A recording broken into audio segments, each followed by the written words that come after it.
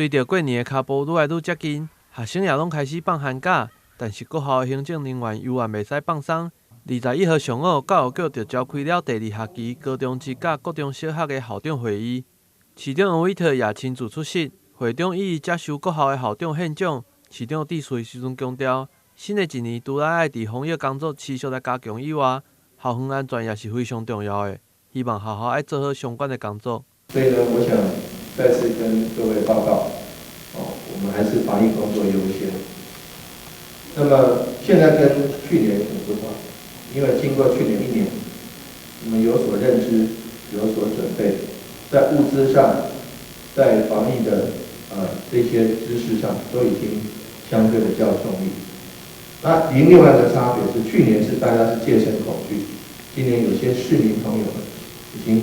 觉得有一些习惯或者是不耐，但是我觉得其实这个是要比防疫的工作要比气场，很多工作也是要比气场，所以特别在昨天已经办完休业式，今天正式开始寒假，恳请各位校长在寒假期间跟各位这个行政局的同仁，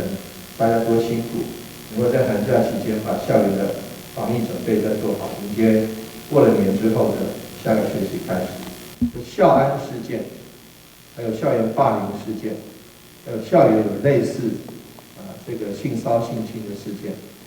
还有其他的一些家长所关注的这些教育事件、教育线上的事件，这都是会成为社会瞩目的焦点。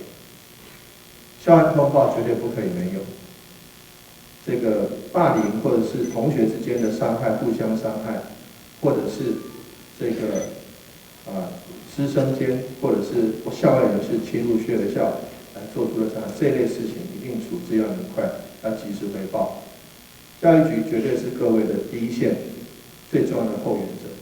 同时，教育局长郑兴辉也伫会中报告双语教育的规划，教育局也趁机会宣传其他相关的教育政策，让校长了解未来的方向。带领学校继续向前，提供学生优质的学习环境。台新闻郭博义采访报道。